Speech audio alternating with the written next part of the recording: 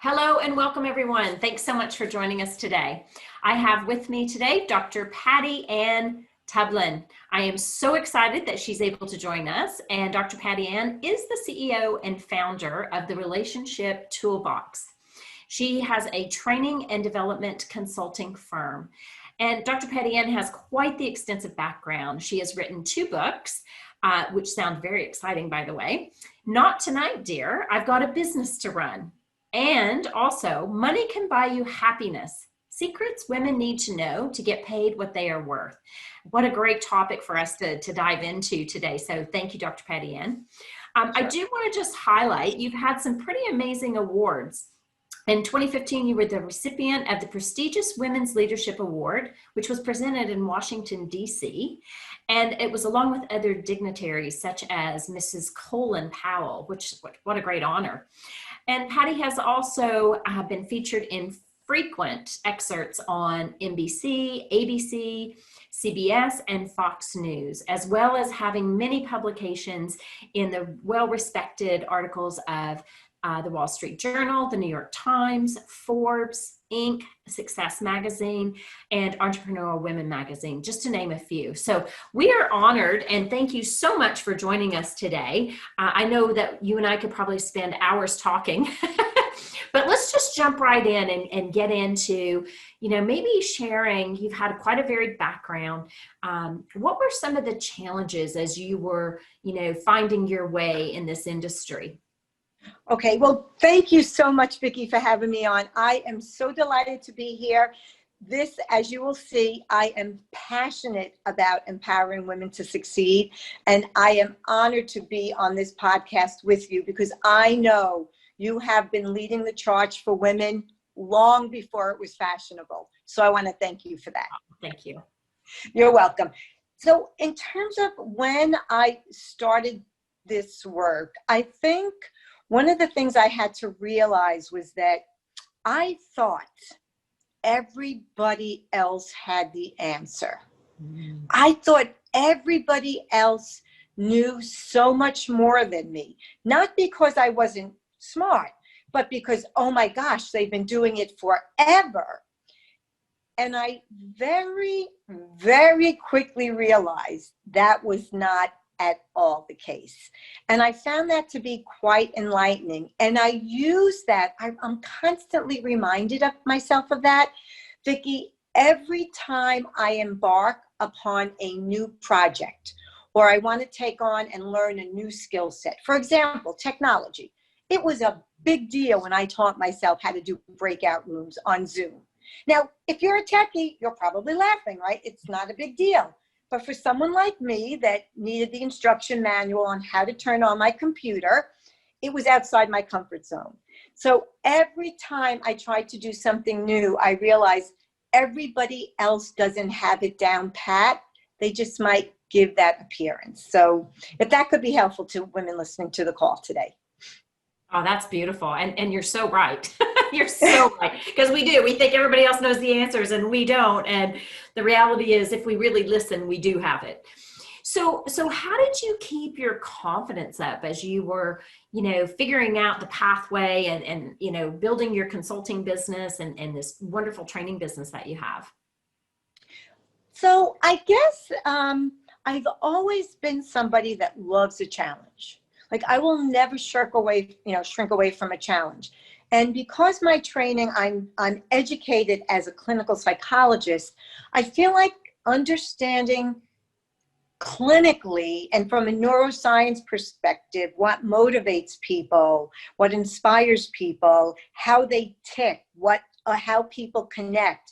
I felt like my training was an advantage to starting my company. And I'm someone that because I love a challenge, I might not be the smartest person in the room. Chances are I'm not, but I don't know too many people that will outwork me. And I have found in life, it's the grit and the grind and the perseverance that gets you through the finish line. And I think I've always relied on that to make sure that and if I failed, it's okay. What did I learn? Because today's pain is tomorrow's progress. So, and I also never saw failure as an F as much as failure is, oh, you really need to go back and look at that. Oh, I love what you just shared there. So I think that's a really key takeaway for our audience is that failure doesn't have to be like the be all end all, that, life is over, so to speak, or that job is over, or that project's over. It's what do you learn from it? And then how do you pick up the pieces and move forward? I thank you for that. So And just so you know, Vicki, there's an expression that I love to use, right? Sometimes you win and sometimes you learn. Oh, I love that. Okay, that's a good one. It's that simple, right? Yeah. And let's face it, we fail much more in life than we win. We do. Yeah. So you better get used to it. Yeah, and I love what you said though. It's it's not, you either win or you learn, right? So it's not, failure is not, because I think we were all raised to think, oh my gosh, if you don't pass or you don't succeed at that, then you're nothing. And that's not the reality. It's very much about how you look at it and what are the possibilities once you look at that learning, so that you can pick up the pieces and make it even better than it was originally, or your original thought.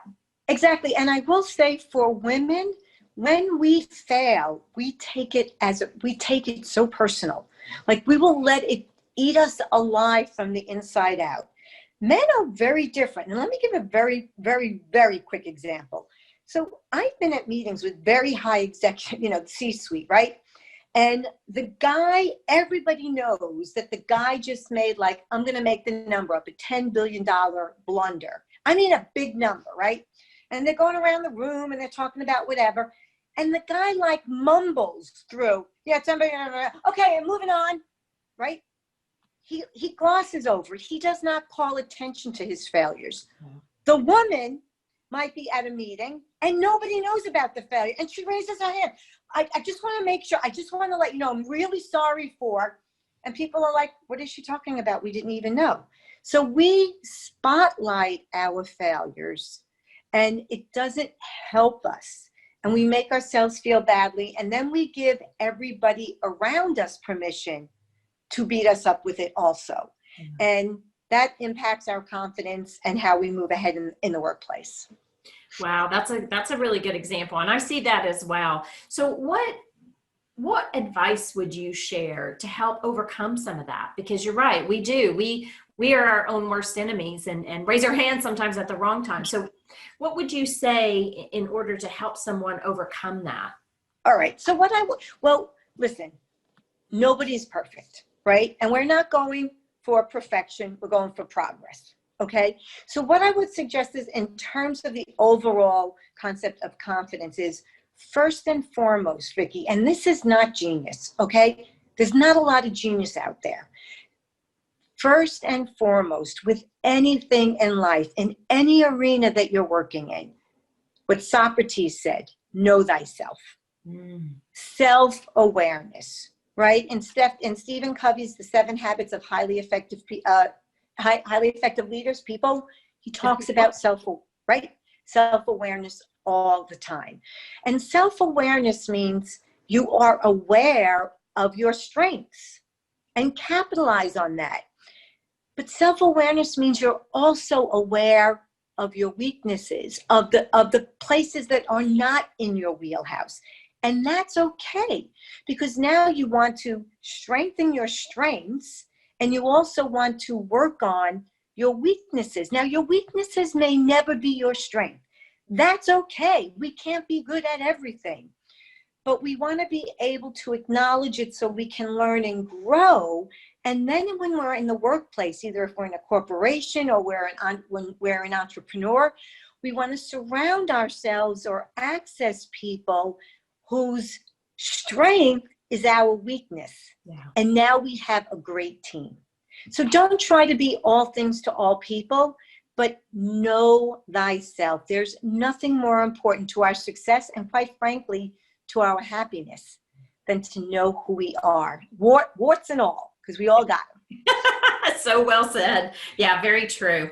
So I'm curious, Dr. Patty Ann, you wrote these great books, and the one that really catches my eye, and I talk to a lot of women about, is your book about money can buy you happiness. So the secret of women need to know to get paid what they're worth.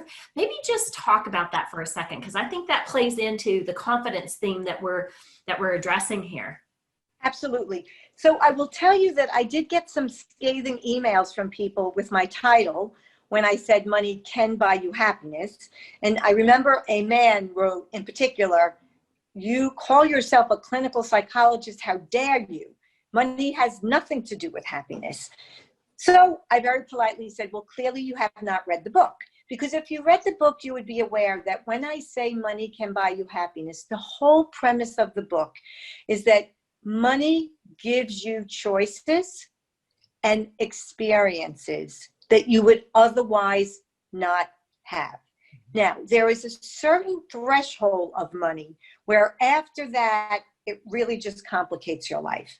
But you talk to a struggling single mom or a family on the poverty line that is really struggling to put food on the table. And if you gave them some more money, you will see how their happiness will increase, because it will take the stress of not having money out of their life. So what has happened to women is women have fallen into the category of, because of the way we were raised, the good girl syndrome, right? Where we have to be good. We want everybody to like us. We're petrified of not being liked. We're petrified of being rejected. And we are taught to wait in line, wait to answer the question, raise your hand. Even today, wait for the guy to text you, right? Women are not taught to be assertive and to take the lead and to take charge, because when we do, we are tainted with the words like, she's too aggressive, right? Or she's working and she's so greedy, she wants all this money. Well, quite honestly, Vicki, I don't know any man that thinks they've been overpaid. And trust me when I tell you, I know many men that are overpaid, right? But women are afraid to ask to get paid what they're worth because they're afraid of how they're perceived. Why? Because they don't have the confidence to realize that their work is as valuable as it is. They minimize it. They don't highlight it. They don't tell people about their successes. For example, we'll take an old school example. It's 4 o'clock on a Friday, and everybody, including the superiors, the people that can raise your career, are all going to happy hour, to the bar.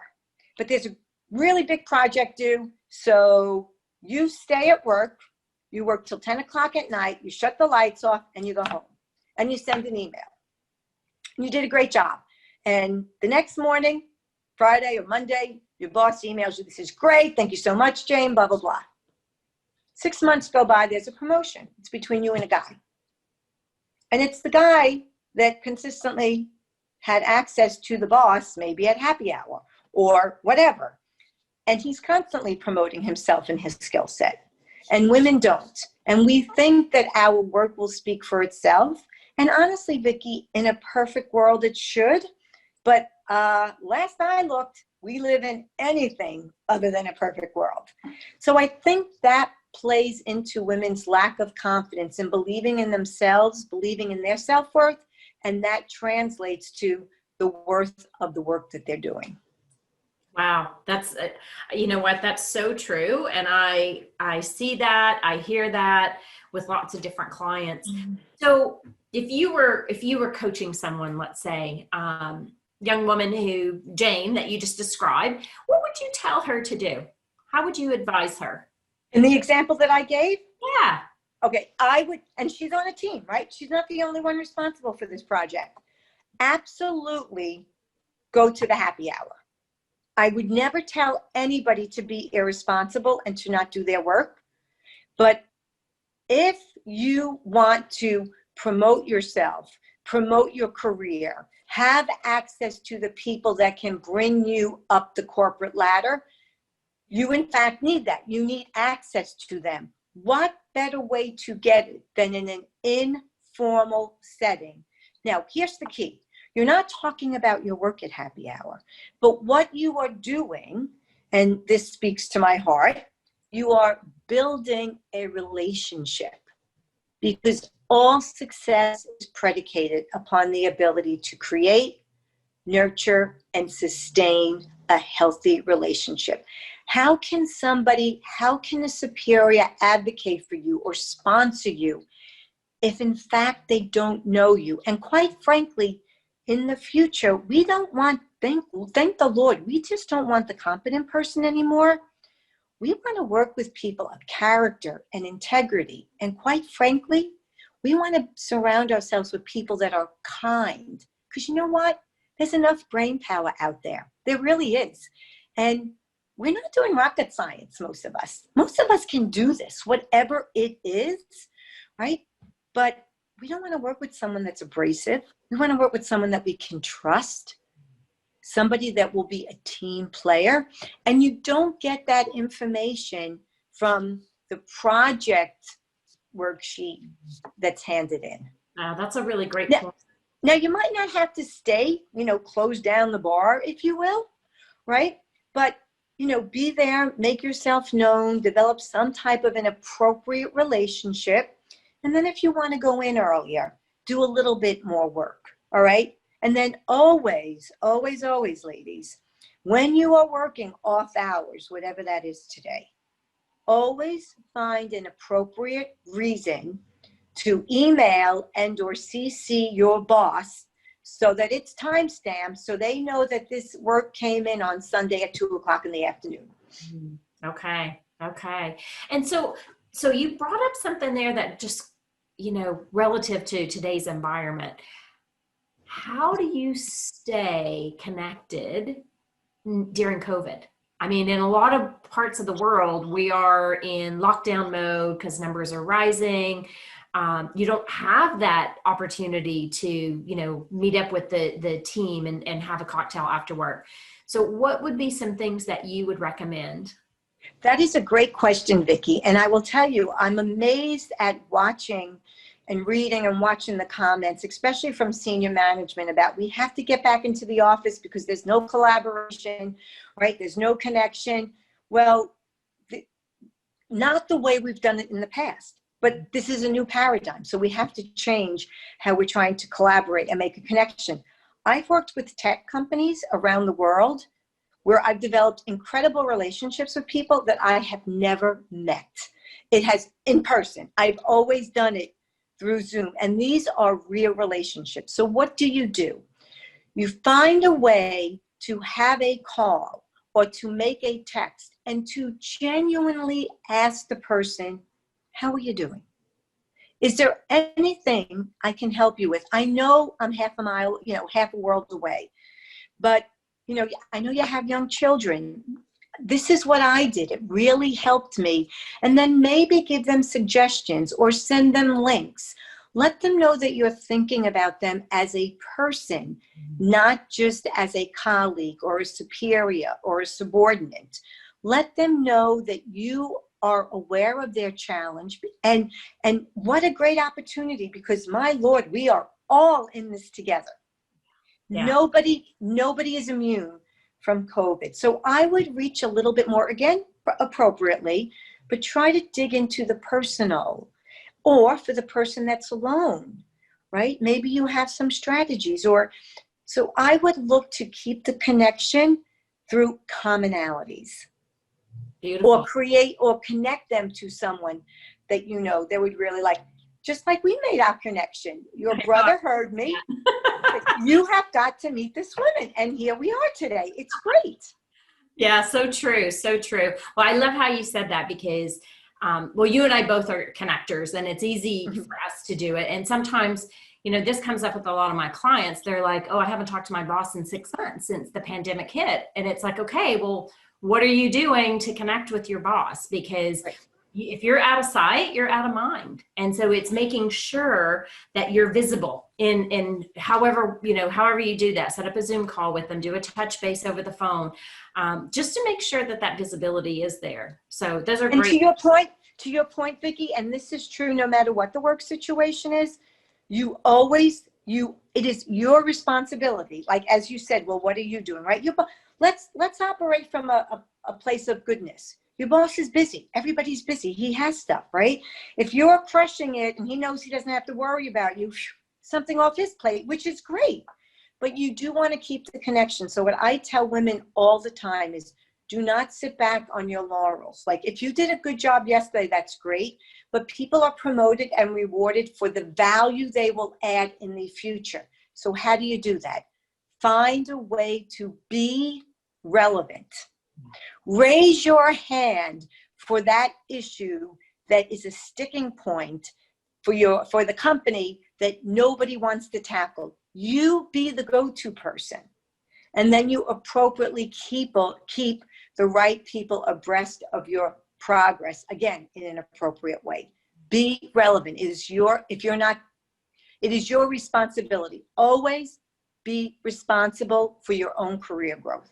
Yeah. So true. So true. Yeah. Because if you're not doing it, nobody else is going to. So, and when you're raising the flag, so to speak, that's when usually your boss starts to advocate for you too, because it's like, wow, she's always on top of things. She volunteers for things.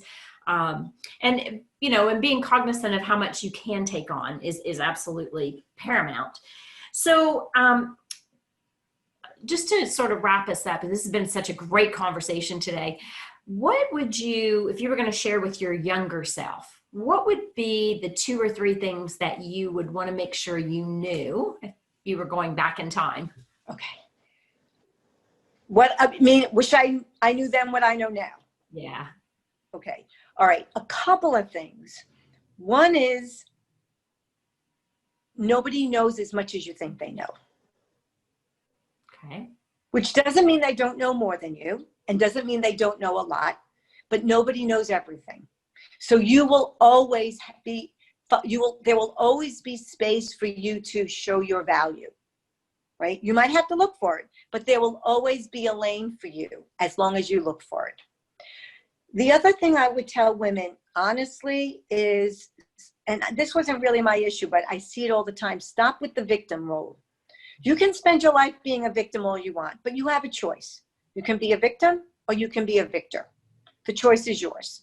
Even if life is throwing you a ton of jokers, right? And it seems like the other guy is always getting the aces.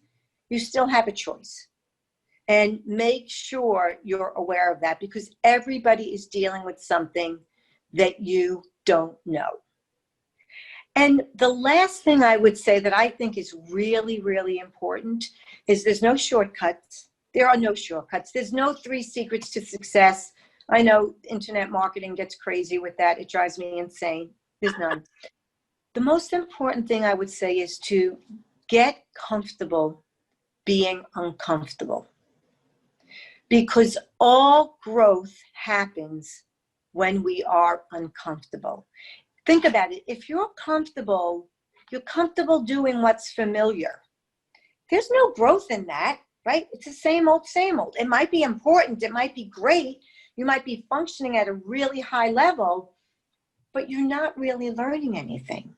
So until you get uncomfortable, until you get out of your comfort zone, your growth won't happen. And therefore, make sure you get comfortable with that. I don't know how to do this. Don't be a turtle and go back into your shell, because you'll never grow. And I think that's really important. Listen, I was just on a call. What's today? Tuesday? I was on a call the other day. Chairman of a board, right? He's like, I don't know what I'm doing. I've never done this before. I was like, are you kidding me? He's like, no, nobody knows that. Nobody knows. Exactly. Nobody knows. He's uncomfortable, but he would never not take the role, the job, the promotion, because they're uncomfortable with it. Seize the moment. Get comfortable being uncomfortable. I think, if nothing else, remember that. That's awesome. Great advice. Thank you. Thank you so much, Dr. Patty Ann, for sharing with us today, sharing some of your journey and your words of wisdom. Some great takeaways. Like when I think about, getting comfortable with being uncomfortable, like so true, right? Because we won't grow unless we do. And it's pushing ourselves to try things. And too many times I know some of my clients have said, oh, I've passed up a promotion or even an interview because they didn't tick all the boxes. And it's like, stop worrying about the boxes. The how will come, but put yourself out there. And even if you just experience the interview, experience the process, you can learn from that. So thank you. Well done. And great advice to your younger self. I love that. So Great, thank you. yeah. And any parting words, anything else you want to share before we wrap up today? Think about if you would want to work for you. Think about if you would want to be your friend. Always look in the mirror and be aware of what you bring. And good enough is not good enough. Because at the end of the day, I don't want them to say about me, she was a good enough spouse, she was a good enough mother, she was a good enough friend, she was a good enough worker. And I hope that you don't want that for yourself either. Absolutely. Oh, beautiful. Wow. Well done. So thank you again for joining us, Dr. Patty Ann. And they can find your books on Amazon, correct? Yes, correct. So if anybody's interested in learning how to, money can make you happy, I think that's great. So check out Amazon for Dr. Patty Ann's books.